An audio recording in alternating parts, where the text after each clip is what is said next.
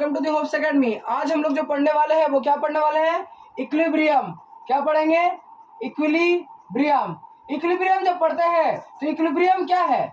Equilibrium एक ऐसा condition है जब क्या होता है कि रेट ऑफ फॉरवर्ड रिएक्शन जो होगा, रेट ऑफ फॉरवर्ड रिएक्शन जो होगा, rate of forward reaction,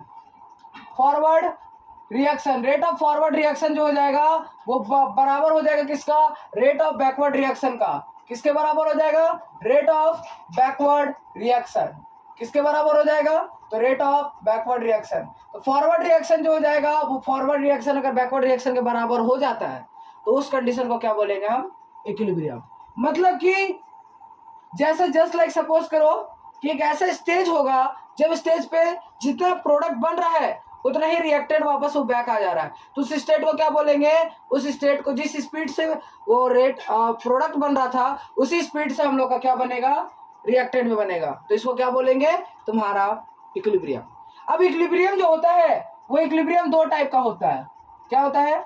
equilibrium दो टाइप का होता है। एक इक्विलिब्रियम जो होता है वो होता है तुम्हारा, एक इक्विलिब्रियम जो होता है वो होता है अभी तो स्टार्ट भी नहीं हुआ है, ठीक है। एक इक्विलिब्रियम है वो है फिजिकल। दूसरा जो इक्विलिब्रियम होगा वो होगा तुम्हारा केमिकल। क्या होगा? दूसरा जो इक्विलिब्रियम होगा वो होगा तुम्हारा फिजिकल और दूसरा जो हो जाएगा वो हो जाएगा केमिकल। क्या हो जाएगा? केमिकल। केमिकल क्या हो जाएगा? केमिकल इक्विलिब्रियम, ठीक है। अब केमिकल इक्विलिब्रियम भी जो होता है वो दो टाइप का होता है, जबकि फिजिकल इक्विलिब्रियम जो होता है वो फिजिकल इक्विलिब्रियम का हम लोग देखेंगे। पर केमिकल इक्विलिब्रियम जो होता है वो दो टाइप का होता है। एक होता है मॉलिक्यूलर। क्या होता है? मॉलिक्यूलर। और दूसरा जो होता है वो होता है आयोनिक। क्या होता है दूसरा? आयोनिक। तो ध्यान से सुनिएगा, एक हो गया मॉलिक्यूलर इक्विलिब्रियम, दूसरा हो गया आयोनिक इक्विलिब्रियम, ठीक है। और एक हो गया फिजिकल इक्विलिब्रियम। जो फिजिकल इक्विलिब्रियम होता है वो तीन फिजिकल इक्विलिब्रियम का मतलब क्या है? फिजिकल इक्विलिब्रियम का मतलब है जिसमें फिजिकल स्टेट चेंज होगा, सॉलिड से लिक्विड चेंज होगा, लिक्विड से गैस चेंज होगा, गैस से सॉलिड चेंज होगा, या सॉलिड से लिक्विड, सॉलिड से गैस, ऐसा जिसमें स्टेट चेंज होता है वो कौन सा इक्विलिब्रियम कहलाएगा? Physical equilibrium. जैसे कि एग्जांपल ले तो वाटर को ले लेते हैं H2O। तो H2O जो है मतलब ऐसे ले लेते हैं कि आइस जो है वो किस में चेंज हो जा रहा है? वाटर में। आइस अगर वाटर में चेंज हो रहा है तो आइस किस शेप में था? सॉलिड। वाटर किस में हो गया? लिक्विड। तो सॉलिड से लिक्विड में अगर चेंज हो रहा है तो वो फिजिकल स्टेट को चेंज करा, और फिजिकल स्टेट को चेंज होना मतलब फिजिकल इक्विलिब्रियम, ठीक है। अब जरा ध्यान दो, ये जो इक्विलिब्रियम है इसको तीन तरह से देखा गया है। Solid liquid equilibrium. क्या है? सॉलिड लिक्विड इक्विलिब्रियम, ठीक है। दूसरा क्या है? Liquid solid liquid gas equilibrium. क्या है? Liquid gas equilibrium. और तीसरा जो है वो क्या होगा? देखो, एक सॉलिड से लिक्विड गया, एक लिक्विड से गैस गया, और तीसरा क्या हो जाएगा? गैस से सॉलिड से लिक्विड, लिक्विड से गैस, गैस से सॉलिड इक्विलिब्रियम, ठीक है। तो ध्यान दो, तीनों में वाटर का ही एग्जांपल लेंगे। तो तीनों में जब वाटर का एग्जांपल लेते हैं तो जरा ध्यान देना, सॉलिड से लिक्विड तो अभी एग्जांपल दिए कि वाटर जो होगा वो सॉलिड पे, आइस जो होगा वो किस में चेंज हो जाएगा? वाटर में चेंज हो जाएगा। तो आइस किस शेप में था? सॉलिड। वाटर में चेंज हो गया तो किस शेप में हो गया? लिक्विड। तो जो सॉलिड से लिक्विड में चेंज हो रहा है तो ये इक्विलिब्रियम कहलाएगा। सर ये जो आइस था ये लिक्विड में चेंज हो गया, तो सॉलिड को लिक्विड में चेंज करने के लिए क्या करना होता है? जल्दी बोलो त्रिशा। सॉलिड को लिक्विड में चेंज करने के लिए वेपराइज करना पड़ता है। तो ये मेल्टिंग होगा। क्या होगा? Rate of melting. तो रेट ऑफ मेल्टिंग जो हो जाए, अगर वो रेट ऑफ फ्रीजिंग के बराबर हो जाए, किसके बराबर हो जाए? रेट ऑफ फ्रीजिंग के बराबर हो जाए तो उसको क्या बोलेंगे? उसको हम लोग बोलेंगे सॉलिड लिक्विड इक्विलिब्रियम। जिसमें क्या होगा? मेल्टिंग का जो रेट है वो फ्रीजिंग के रेट के बराबर हो जाए तो ये इक्विलिब्रियम को क्या बोलेंगे? Solid liquid equilibrium. कोई दिक्कत यहाँ तक? सही है यहाँ तक त्रिशा? हाँ सर। ठीक है। अब आता है लिक्विड गैस इक्विलिब्रियम। तो लिक्विड गैस इक्विलिब्रियम क्या होगा सर? तो अब की बार लिक्विड से हम लोग गैस में चेंज करेंगे। किस में चेंज करेंगे? लिक्विड से गैस में। तो जब लिक्विड लेते हैं तो लेट अस सपोज आयोडीन लेते हैं, नहीं वाटर ही लेते हैं, चलो वाटर ही लेते हैं। वाटर जो है वो लिक्विड फेज में है, इसको हम लोग किस में चेंज करेंगे, गैस में चेंज करेंगे। H2O को जब गैस में चेंज करेंगे तो किसी भी लिक्विड को अगर गैस में चेंज करना है तो क्या करना होगा, rate of vaporisation, rate of vaporisation जो होगा, जो वेपोराइजेशन होने का रेट ऑफ वेपोराइज होने का हो जाएगा, वेपोराइजेशन हो जाएगा, उसको इक्वल कर देंगे किसके, रेट ऑफ कंडेंसेशन।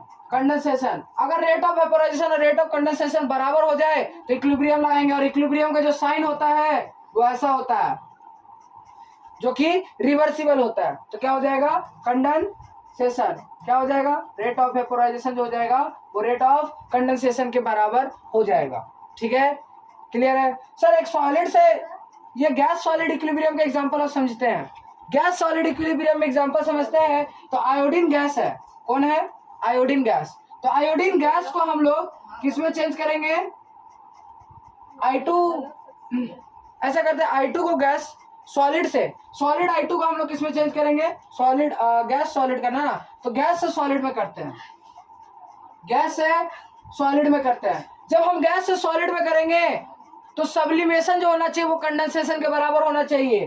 तो रेट ऑफ सब्लिमेशन किसके बराबर होना चाहिए, रेट ऑफ सब्लिमेशन जो होगा वो बराबर होना चाहिए रेट ऑफ कंडेंसेशन का, रेट ऑफ कंडेंसेशन का किसके बराबर होना चाहिए, रेट ऑफ कंडेंसेशन का। तो ये बेसिक बातें था जिसको मैं बता रहा था। अब आते हैं थोड़ा सा मुद्दे की बात पे, क्या आता है मुद्दे की बात पे, इतना बेसिक बात था। तो फिजिकल इक्विलिब्रियम में हम लोग इतना ही पढ़ा था। केमिकल इक्विलिब्रियम जो होगा वो मेन इंपॉर्टेंट होगा, और केमिकल इक्विलिब्रियम में बहुत सारा सवाल आपका इजी आता है, तो बताएंगे। चलिए यहाँ तक नोट करिए।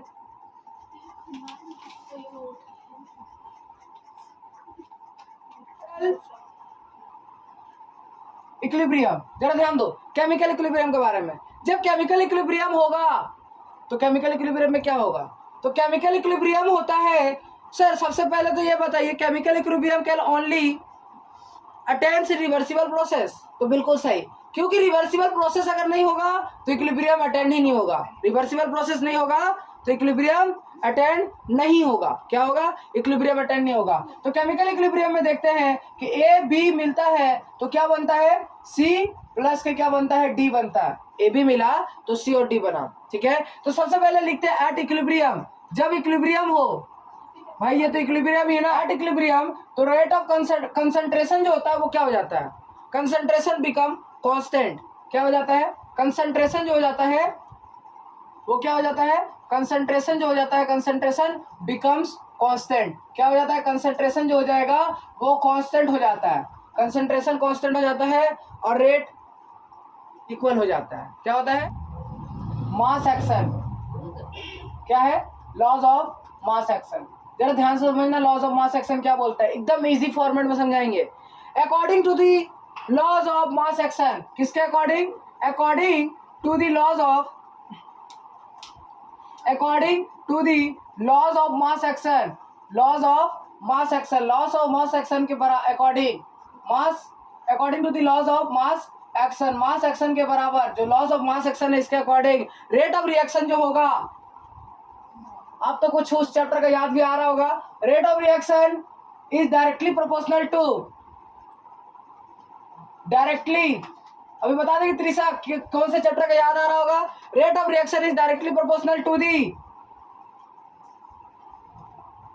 डायरेक्टली प्रोपोर्शनल टू दी किसके, to the product of their concentration, to the product of their concentration, product of their reactant. कैसे लिखो, प्रोडक्ट ऑफ देयर रिएक्टेंट, किसका, रिएक्टेंट, और to the reactant raise to the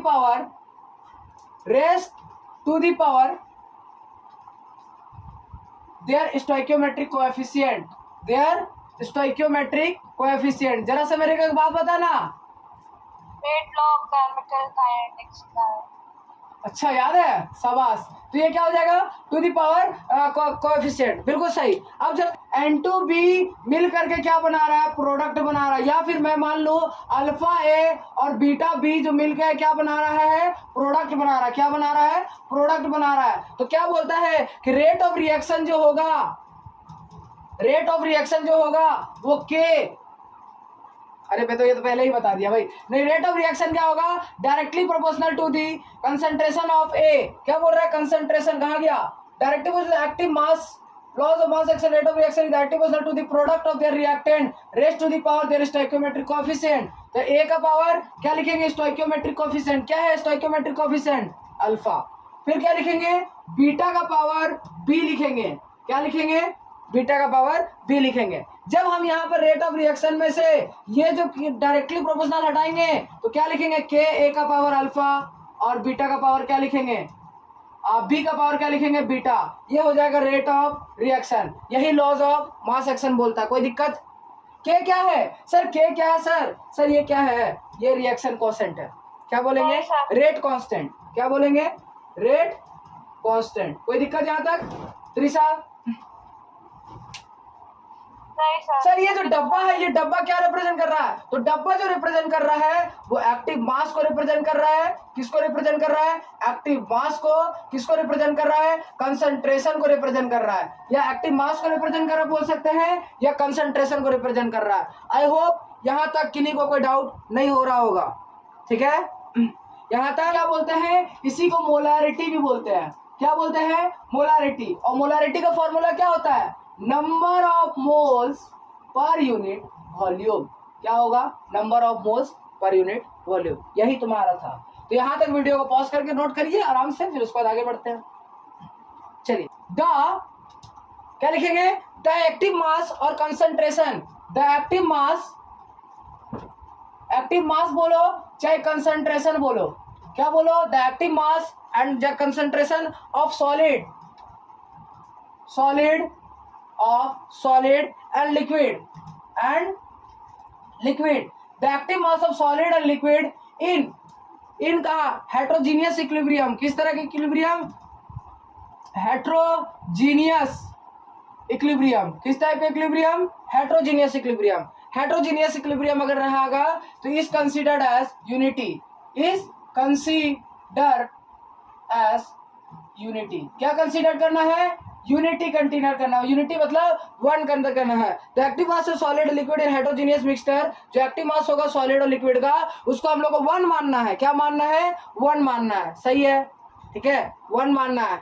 तो sir किसका ये one नहीं मानेंगे, तो कंसंट्रेशन जो है वो गैस का ही सिर्फ लेंगे। इसका मतलब यही है कि गैस का कंसंट्रेशन लेंगे, ठीक है। हेटेरोजेनियस इक्विलिब्रियम है तो उसमें हम लोग क्या करेंगे, उसके एक्टिव मास को कंसीडर करेंगे एज यूनिटी। सेकंड बात लिखेंगे, द एक्टिव मास, अभी मैं समझाऊंगा। द एक्टिव मास और concentration of liquid in homogeneous, क्या है, homogeneous equilibrium is homogeneous equilibrium, ठीक है। The active mass of liquid homogeneous equilibrium is not equals to one, one नहीं होगा, ठीक है, वन नहीं होगा। एग्जांपल से समझाए, हेटेरोजेनियस है क्या, होमोजीनियस का मतलब है कि पूरा जो रिएक्शन होगा वो एक फेज में होगा। जैसे कि इधर देखो, यहाँ पर मैं लिखा N2 गैस प्लस के H2 गैस, और क्या लिखा, गिव्स टू 2NH3, क्या दे रहा है, 2NH3। तो यहाँ भी गैस। जब किसी भी सॉल्यूशन में या किसी भी रिएक्शन में जब रिएक्टेंट और प्रोडक्ट सबका सब एक ही फेज में होता है तो उसको हम लोग बोलेंगे होमोजीनियस। क्या बोलेंगे, होमोजीनियस। तो ये किस तरह का इक्विलिब्रियम है, जिस फेज मतलब ये गैस में है, ये भी गैस में, ये भी गैस में है। State, yes state. अगर मान लो पूरा का पूरा ही रिएक्टेंट और प्रोडक्ट सब एक ही फेज में होगा, मतलब सब एक ही स्टेट में होगा, सब गैस फॉर्म में ही होगा, तो उसको हम लोग क्या बोलेंगे, होमोजीनियस। क्या बोलेंगे, होमोजीनियस इक्विलिब्रियम। क्या बोलेंगे, होमोजीनियस इक्विलिब्रियम। और अगर मान लो मैं क्या लेता हूँ, कैल्शियम ऑक्साइड प्लस के कार्बन डाइऑक्साइड गिव्स टू क्या देगा, CaCO3 कैल्शियम कार्बोनेट, क्या देगा, कैल्शियम कार्बोनेट। तो कैल्शियम कार्बोनेट जो है वो सॉलिड में है, यहाँ पर इक्विलिब्रियम का साइन लगाएंगे। अब जरा ध्यान दो, ऐसा रिएक्शन जिसमें कि फेज जो वो कैल्शियम ऑक्साइड है तो गैस में होगा, कार्बन डाइऑक्साइड है तो गैस में होगा, कैल्शियम कार्बोनेट सॉलिड में है। तो अगर मान लो फेज जो है वो डिफरेंट डिफरेंट हो जाए तो इसको क्या बोलेंगे, हेट्रोजीनियस। क्या बोलेंगे, हेट्रोजीनियस इक्विलिब्रियम। कोई दिक्कत यहाँ तक त्रिशा? इसमें स्टेट चेंज होगा मतलब। हाँ, जैसे यहाँ देखो दो रिएक्टेंट तो गैस में था लेकिन प्रोडक्ट जो है वो सॉलिड में हो गया, स्टेट अगर चेंज हो जाता है तो उस इक्विलिब्रियम को क्या बोलेंगे, हेट्रोजीनियस इक्विलिब्रियम। कोई दिक्कत? अब आओ ध्यान से, ठीक है। इक्विलिब्रियम कांस्टेंट क्या होता है, नेक्स्ट टॉपिक जिसका नाम है इक्विलिब्रियम कांस्टेंट। क्या है, इक्विलिब्रियम कांस्टेंट। सर ये इक्विलिब्रियम कांस्टेंट क्या होता है सर? तो इक्विलिब्रियम कांस्टेंट जो होता है जिसको हम लोग Kc से दिखाएंगे। कैसे दिखाएंगे, Kc से, ठीक है। तो सर ये होता क्या है, तो सर ये जो Kc और ये जो Kc है ये क्या है, it is the ratio of, क्या है, it is the ratio of rate constant, it is the ratio of rate constant of forward, rate constant of forward by rate constant of backward। क्या है, rate constant of backward. जरा ध्यान से समझना, ये क्या है, इट इज अ रेशियो। ये क्या है, एक रेशियो है जिसमें क्या है, रेट कांस्टेंट ऑफ फॉरवर्ड जो होगा to the rate constant of backward, ठीक है, रेट कांस्टेंट ऑफ बैकवर्ड।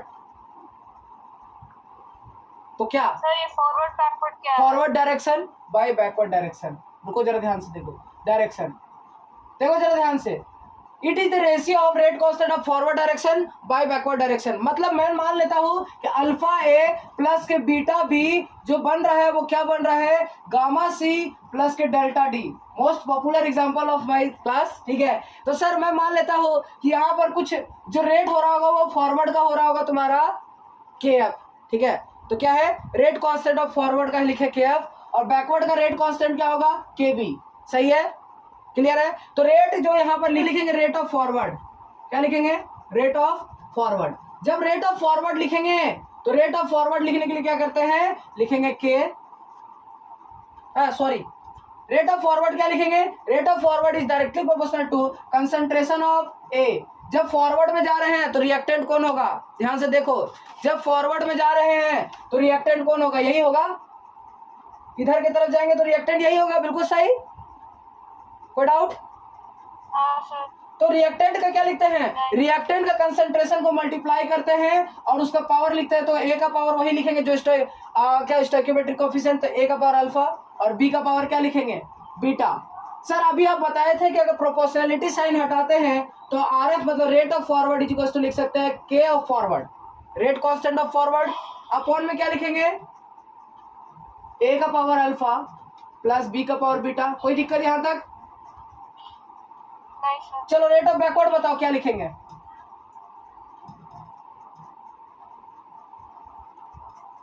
बोलो जल्दी जल्दी बोलो, क्या लिखेंगे, सी का पावर गामा, सी का पावर गामा अपॉन में क्या लिखेंगे, डी का पावर डेल्टा। कोई दिक्कत यहाँ तक, कोई डाउट? नहीं सर। अब देखो इसको मान लेते हैं इक्वेशन 1 और इसको मान लेते हैं इक्वेशन 2। अब तो इसको इक्वेशन 1 इसको इक्वेशन 2, ठीक है, इसको इक्वेशन 1 और इसको इक्वेशन 2। अच्छा ये क्या, ये इक्विलिब्रियम है? हाँ। अगर इक्विलिब्रियम है तो रेट ऑफ फॉरवर्ड जो होगा वो रेट ऑफ बैकवर्ड के बराबर होगा, हाँ। तो 1 इक्वल टू 2 होगा। हाँ। तो यहाँ क्या लिखेंगे sir, K forward concentration of A का power alpha into concentration of B का power beta is equal to क्या लिखेंगे, K बैकवर्ड इंटू क्या लिखेंगे, C का पावर गामा और D का पावर डेल्टा। कोई दिक्कत? सही है, यहाँ तक कोई डाउट नहीं है, पक्का? अच्छे से देख लो। हाँ सर। अब देखो ध्यान दो, लिसन केयरफुली। सर दोनों जब बराबर हो गया तो दोनों बराबर है तो मैं क्या करता हूं कि KF अपॉन KB निकालते हैं। तो KF upon KB is equal to क्या लिख सकते हैं sir, KF upon KB is equal to लिख सकते हैं C का पावर गामा अपॉन D का पावर डी का पावर डेल्टा अपॉन में क्या लिखेंगे, ए का पावर अल्फा और बी का पावर बीटा। बी का पावर क्या लिखेंगे, बीटा लिखेंगे। कोई दिक्कत यहाँ तक? अच्छा सर अब बताओ तो इसको क्या पढ़ेंगे त्रिशा, के एफ अपॉन के बी को क्या बोलते? के एफ मतलब क्या हो गया? Rate of forward reaction, rate constant. नहीं, के एफ का मतलब हो गया rate constant of forward reaction upon rate constant of backward reaction. तो सर ये के एफ अपॉन के बी को ही तो केसी बोल रहे हैं। तो finally we will prove it कि जो केसी होता है वो क्या होता है, तो केसी इज इक्वल टू होता है तुम्हारा कंसंट्रेशन ऑफ सी का पावर गामा डी का पावर डेल्टा अपॉन में ए का पावर अल्फा और क्या है बी का पावर बीटा। ये तुम्हारा हो जाएगा। तो किसी भी इक्वेशन का केसी कैसे लिखते हैं, फिर से देखो जरा ध्यान से। किसी भी इक्वेशन का केसी कैसे लिखते हैं, तो इक्वेशन क्या था, अल्फा ए प्लस के बीटा बी गिव्स टू क्या देगा, गामा सी प्लस के डेल्टा डी। अगर ये इक्विलिब्रियम होता है तो मुझे क्या करना है कि सबसे पहले ऊपर में लिखना है प्रोडक्ट और नीचे में क्या लिखना है, रिएक्टेंट। तो प्रोडक्ट में कैसे लिखेंगे, तो प्रोडक्ट में कौन था सी, तो उसका पावर क्या कर देंगे स्टोइकियोमेट्रिक कोएफिशिएंट। प्रोडक्ट में कौन था डी, तो डी का पावर क्या कर देंगे स्टोइकियोमेट्रिक कोएफिशिएंट अपॉन क्या कर देंगे ए का पावर अल्फा बी का पावर बीटा। कोई दिक्कत यहाँ तक समझने में? कोई डाउट है तो तुरंत पूछिए। नहीं सर। पक्का ना? ऑफ केसी क्या लिखा है, right the expression of KC. केसी का एक्सप्रेशन लिखने के लिए बोल रहा है, एक्सप्रेशन ऑफ केसी, केसी का एक्सप्रेशन लिखने के लिए बोल रहा है। सबसे पहला जो है वो दिया हुआ है कि CaCO3 जो है वो डिकम्पोज हो जाता है तो क्या बनता है CaO प्लस के CO2। तो केसी लिखते समय क्या करेंगे, केसी लिखते समय क्या करेंगे, जल्दी बताओ केसी लिखते समय क्या करेंगे सर। केसी सर मैं बताऊं सर, CaO का पावर पहले सबको बैलेंस कर लेना, दो इधर एक कार्बन एक कैल्शियम सब बैलेंस है। तो यहाँ लिखेंगे CaO का पावर 1 इंटू CO2 का पावर 1 अपॉन में क्या लिखेंगे CaCO3। कोई डाउट? अरे कोई डाउट है तो जल्दी से पूछो। नहीं सर। अगला बताओ। चलो नेक्स्ट है केसी, N2 गैस प्लस के H2 gas give to 2NH3। जल्दी से बताओ केसी क्या होगा, जल्दी से। गैस फॉर्म में था कि सॉलिड फॉर्म में था, तो सॉलिड फॉर्म में था। सर ये जो कैल्शियम ऑक्साइड था वो गैस फॉर्म में था कि सॉलिड फॉर्म में था, तो किस फॉर्म में था, तो कैल्शियम ऑक्साइड सॉलिड फॉर्म में था और ये कार्बन डाइऑक्साइड गैस फॉर्म में था। याद रखना जब हम केसी लिखेंगे तो केसी में सॉलिड फॉर्म को 1 मान लेते हैं, तो कैल्शियम ऑक्साइड हो जाएगा 1, कैल्शियम कार्बोनेट हो जाएगा 1। तो मैं ऐसा लिख सकता हूँ कि केसी इज इक्वल टू डायरेक्ट लिख सकते हैं कंसंट्रेशन ऑफ CO2 का पावर 1। बस अभी तो चिल्ला के बता रहे थे कि ये कौन सा है, होमोजीनियस के हेट्रोजीनियस, ये बताओ।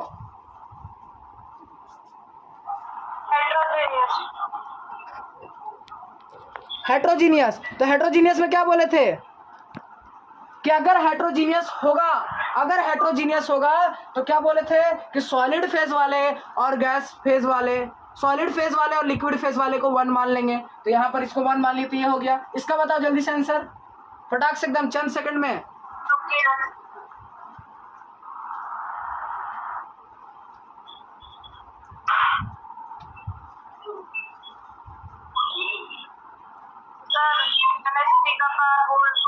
शाबाश sir. KC is equal to सबसे पहले लिखेंगे NH3 प्रोडक्ट का पावर 2 अपॉन में क्या लिखेंगे रिएक्टेंट N2 का पावर, सर बैलेंस है बिल्कुल सही। तो यहाँ क्या लिखेंगे 1 अपॉन में क्या लिखेंगे H2 का पावर 1।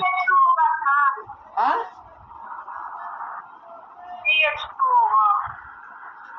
अच्छा बैलेंस करें तो 3H2, तो यहाँ हो जाएगा 3। Very good. कोई डाउट नहीं होगा, समझ में आ गया एकदम झकास तरीके से। सवाल ये है, अच्छा त्रिशा अब केमिकल काइनेटिक्स में कैसे लिखने में कोई दिक्कत तो नहीं होना चाहिए?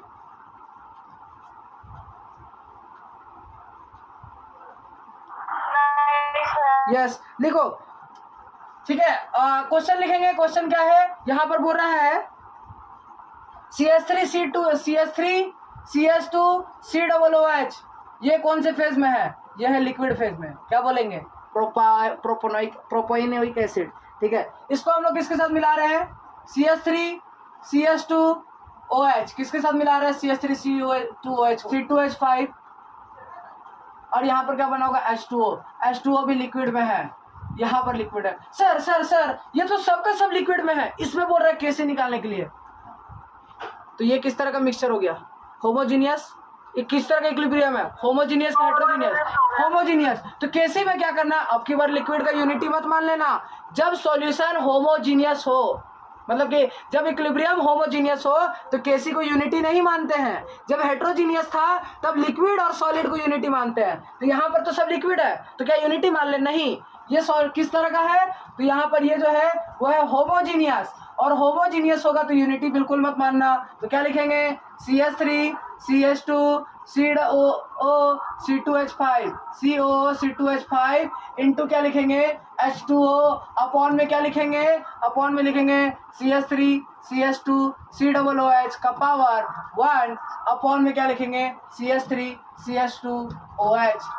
जब सॉल्यूशन, यहाँ पर एक बात लिख देते हैं, वो जो इंग्लिश में लिखे तो उसको हिंदी में कन्वर्ट कर देते हैं। जब होमोजीनियस हो, होमोजीनियस हो, जब होमोजीनियस हो, क्या हो, होमोजीनियस इक्विलिब्रियम हो, क्या हो, होमोजीनियस इक्विलिब्रियम हो, तब लिक्विड लिखाएगा।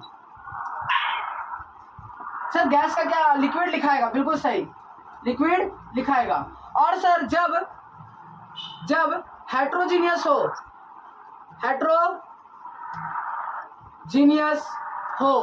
हेटेरोजीनियस हो तो कंसंट्रेशन सॉलिड और गैस का कंसंट्रेशन नहीं, 1 मानेंगे, कंसंट्रेशन को 1 मानेंगे। क्या मानेंगे, 1 मानेंगे, ठीक है, 1 मानेंगे, बिल्कुल सही। यहां तक कोई डाउट नहीं है त्रिशा, एकदम झकास तरीके से पूरा क्लियर है। कब, यहाँ पर सॉलिड और सॉलिड और लिक्विड होगा, बिल्कुल सही, सॉलिड और लिक्विड होगा, सॉलिड और लिक्विड, सॉलिड और लिक्विड होगा। तो ये बात हम लोग बिल्कुल तरीके से याद रखें। तो सर अगर मान लीजिए तुम्हारा, ठीक है, यहाँ तक करने के बाद अब हम आते हैं एक और चीज पे, relation between KP and KC, relation between KP and KC. और जिससे डायरेक्ट सवाल आता है, केसी निकालेंगे, केपी तुरंत फटाफट बता देंगे, केपी कैलकुलेट भी नहीं करना है। तो क्या करेंगे, आइए जरा ध्यान से सवाल लिखेंगे। तो केपी और केसी का मैं फिर से लिखूंगा, अल्फा ए प्लस के beta B gives to gamma C, क्या देगा, गामा सी प्लस के डेल्टा डी, ये देने वाला है। सर केपी कैसे लिखते हैं, तो केपी लिखने का जो तरीका होता है वो लिखेंगे पार्शियल प्रेशर ऑफ सी, ये छोटा पीसी का मतलब है पार्शियल प्रेशर ऑफ सी। इसका पावर लिखेंगे, क्या लिखेंगे, इसका पावर लिखेंगे गामा, अपॉन इंटू मल्टीप्लाई करेंगे partial pressure of D into का पावर डेल्टा, अपॉन में partial pressure of A into का पावर अल्फा, इंटू क्या करेंगे पार्शियल प्रेशर ऑफ बी, इसका पावर बीटा। ये तुम्हारा हो जाएगा केपी, क्या हो जाएगा, केपी होता है, पीवी इक्वल टू होता है NRT. Sir pressure is equal to क्या लिख सकते हैं, N by V into R T. Sir N by V जो था वही तो कंसंट्रेशन था, तो पार्शियल प्रेशर ऑफ सी की जगह पे क्या लिख सकते हैं, एन बाई वी को क्या बोल रहे हैं, कंसंट्रेशन। तो प्रेशर ऑफ सी लिखना है तो इसके जगह पे क्या लिखेंगे, कंसंट्रेशन ऑफ सी, इस पे क्या लगा हुआ है, और यहाँ आर टी, यहां तक कोई दिक्कत, इस पे होल पावर गामा है तो गामा लिखे, अपॉन में क्या लिखेंगे पार्शियल प्रेशर ऑफ डी, तो डी की जगह पे क्या रखेंगे, कंसंट्रेशन ऑफ डी, अपॉन क्या रखेंगे आर टी का पावर, पूरे में होल क्या लगाएंगे, यहां पर डेल्टा। यहां तक कोई डाउट है, देख लो अच्छे से त्रिशा, पक्का। अब देखो जरा ध्यान से, नीचे क्या रखेंगे, सर नीचे रख, हाँ बोलो, एक का जगह पे हम रखेंगे concentration of A, R T into whole power जो हो जाएगा वो हो जाएगा अल्फा, डॉट क्या करेंगे, इसका हो जाएगा बी, और क्या हो जाएगा आर टी, होल पावर हो जाएगा डेल्टा। अरे यार जब पावर सबसे मल्टीप्लाई होगा तो क्या लिखेंगे, कंसंट्रेशन ऑफ सी लिख दिए, इसको मल्टीप्लाई करें कंसंट्रेशन ऑफ सी, इसको मल्टीप्लाई करेंगे कंसंट्रेशन ऑफ डी, तो डी लिख देंगे, डी का पावर डेल्टा, कोई दिक्कत, अपॉन में लिखेंगे ए का पावर अल्फा और बी का पावर क्या लिखेंगे बीटा, कोई दिक्कत यहाँ तक, सर ये RT का पावर गामा हो जाएगा, तो RT का पावर गामा लिखे, और ये क्या हो जाएगा RT का पावर डेल्टा, RT का पावर डेल्टा अपॉन क्या लिखेंगे, ये हो जाएगा RT का पावर अल्फा और डॉट हो जाएगा RT का पावर डेल्टा। क्या है, सॉरी यहाँ पर क्या था, बीटा था ना, सॉरी बीटा, तो यहाँ पर बीटा हो जाएगा। कोई दिक्कत यहाँ तक देख लो अच्छे से। नहीं सर, मतलब अलग अलग कर दिया ना। अब अलग अलग कर दिया, अब जब बेस सेम होता है तो पावर क्या होता है, ऐड, तो ऐड हो जाएगा। इसको थोड़ा सा इरेज करते हैं। अब जरा ध्यान देना सर, ये ऊपर वाला लिखेंगे कंसंट्रेशन ऑफ C का power gamma, concentration of D का पावर डेल्टा, अपॉन में क्या लिखेंगे कंसंट्रेशन ऑफ A का पावर अल्फा और कंसंट्रेशन ऑफ B का पावर बीटा। ऊपर में लिखेंगे RT का पावर क्या लिख सकते हैं सर, गामा प्लस डेल्टा, और नीचे क्या लिख सकते हैं RT का पावर क्या लिख सकते हैं, अल्फा प्लस बीटा। कोई दिक्कत, अरे कोई डाउट यहाँ तक? नहीं सर। अब क्या होता है, जब बेस सेम होता है और डिवीजन में रहता है तो पावर क्या होता है, माइनस होता है। तो जब माइनस करेंगे तो जरा ध्यान देना, माइनस करने पर क्या आता है सर, ये हो जाएगा कंसंट्रेशन ऑफ C का power gamma, concentration of D का पावर डेल्टा, अपॉन में हो जाएगा कंसंट्रेशन ऑफ A का power alpha, concentration of B का पावर बीटा, और ये RT का पावर हो जाएगा तुम्हारा gamma plus delta minus alpha plus beta. कोई दिक्कत यहाँ तक, कोई डाउट? नहीं सर। अब जरा ध्यान देना, लिसन केयरफुली। हम क्या करेंगे, साइंटिस्ट लोग बोला ना कि इसको हम लोग क्या करते हैं, जरा ध्यान देना, इसको हम लोग क्या करेंगे, कंसंट्रेशन ऑफ C का power gamma, concentration of D का पावर डेल्टा, अपॉन में क्या लिखेंगे कंसंट्रेशन ऑफ A का power alpha, concentration of B का पावर बीटा, और ये RT का पावर जो गामा प्लस डेल्टा है और ये अल्फा माइनस बीटा है, इसको ऐसे बनाया गया कि RT का पावर डेल्टा NG, क्या लिखा गया है, डेल्टा NG, क्या लिखा गया है, डेल्टा NG। अब ध्यान देना, ये चारों का चारों स्टेट जो था वो गैस था, क्या था, चारों का चारों स्टेट गैस था। Listen carefully. तो सर ये डेल्टा NG का मतलब क्या है, नंबर ऑफ, अच्छा ये अल्फा गामा प्लस डेल्टा क्या है ये बताओ तो, स्टोइकियोमेट्रिक कोएफिशिएंट ऑफ प्रोडक्ट, हाँ, और ये अल्फा प्लस बीटा क्या है, रिएक्टेंट। तो यहां लिखेंगे नंबर ऑफ मोल्स ऑफ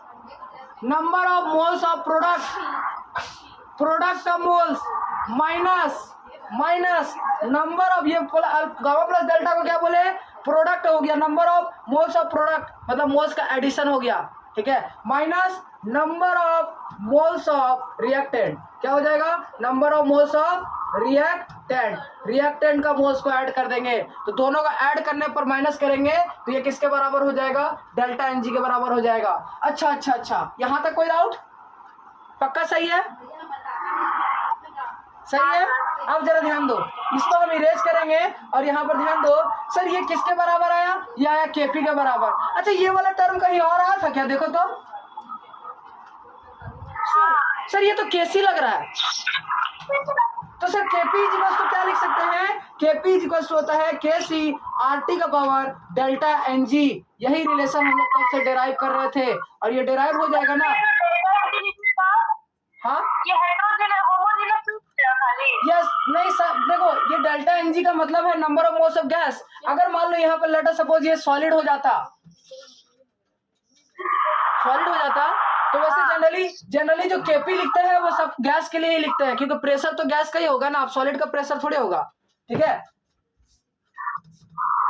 तो यहाँ पर ये ऐसे ही लिखाएगा, कोई डाउट?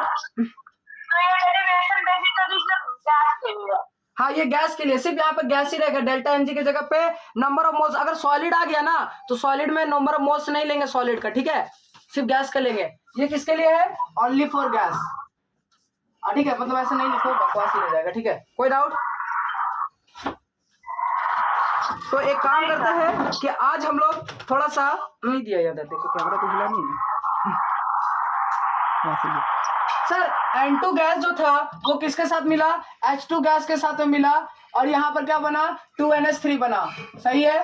बैलेंस करने पर ये हो गया यहाँ पर। अब जरा ध्यान दो, इसमें बोल रहा है KP और KC में रिलेशन बताइए तो।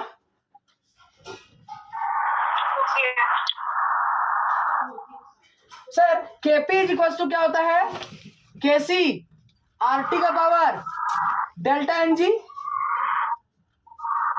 ये गैस है, ये गैस है। इसका मतलब मैं डेल्टा एनजी निकाल लूं तो फटाक से रिलेशन बता दूंगा। Sir KP is equal to क्या लिखेंगे, केसी और RT, और डेल्टा एनजी कैसे निकालेंगे? तो सर डेल्टा एनजी निकालने के लिए क्या करते हैं, ये जो आगे कोफिशिएंट है वो देखो कितना कोफिशिएंट है, 2 है ना, 2 है। और यहाँ पर कितना है, 3 + 1 माइनस करेंगे, 3 + 1 टोटल कितना है, तो 3 + 1 4, तो -4, तो कितना आ जाएगा डेल्टा एनजी, -2 आ जाएगा। कोई दिक्कत? तो यहाँ पर क्या लिखेगा, -2, तो यहाँ आ जाएगा KP इज इक्वल टू आ जाएगा KC/RT का स्क्वायर। क्या हो जाएगा, KC/RT का स्क्वायर। ये हो जाएगा तुम्हारा फाइनल आंसर। बिल्कुल सही। एक और बनाएंगे, लास्ट सवाल, ठीक है। चलो आ जाओ, लास्ट सवाल जल्दी से। कैल्शियम कार्बोनेट CaCO3 जो है वो कौन से फॉर्म में है, सॉलिड। यहाँ पर कैल्शियम ऑक्साइड है, ये कौन से फॉर्म में है, सॉलिड। प्लस क्या है, कार्बन डाइऑक्साइड। चलिए बताइए KP और KC में क्या रिलेशन होगा। CO3 तो कट जाएगा। हाँ सर, यहाँ पर अगर डेल्टा एनजी निकाले तो डेल्टा एनजी इक्वल टू क्या हो जाएगा, तो number of moles of gaseous product. भाई गैसियस प्रोडक्ट लेना है तो इसका ही सिर्फ लेंगे, 1। ये तो सॉलिड कट गया, ये सॉलिड कट गया, तो डेल्टा एनजी 1 आ गया। सही है। KP इज इक्वल टू क्या हो जाएगा, KC × RT का पावर 1 हो जाएगा। ठीक है। अच्छा, अब एक बात समझना, मेरी बात ध्यान से सुनना। ये बताओ कि इसमें से बड़ा कौन होगा, KP बड़ा होगा कि KC बड़ा होगा?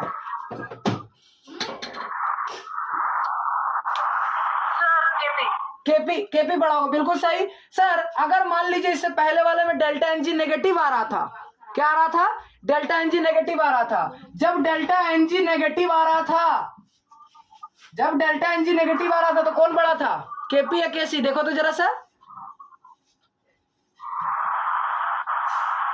सर अगर डेल्टा एनजी बोलो, KC बड़ा था KP से, है ना। और अगर डेल्टा एनजी ये जब होगा तो ये होगा, और अगर डेल्टा एनजी जब पॉजिटिव हो जाएगा तो डेल्टा एनजी पॉजिटिव हो जाएगा तो KP बड़ा हो जाएगा KC से। KP क्या हो जाएगा, बड़ा हो जाएगा KC से। ये सबसे इंपॉर्टेंट डेरिवेशन है। और अगर मान लीजिए सर डेल्टा एनजी 0 हो जाए तो लेटर सपोज अगर डेल्टा एनजी 0 आता है तो इसका पावर 0, मतलब ये RT 1 के बराबर। तो डेल्टा एनजी अगर हो गया 0 तो KP हो जाएगा KC के बराबर। ये 3 बात आपको बिल्कुल ध्यान से एकदम रखना है याद, ठीक है। नेक्स्ट क्लास में इसका बहुत ज्यादा धमाल मचने वाला है। नेक्स्ट क्लास में किसी नए टॉपिक के साथ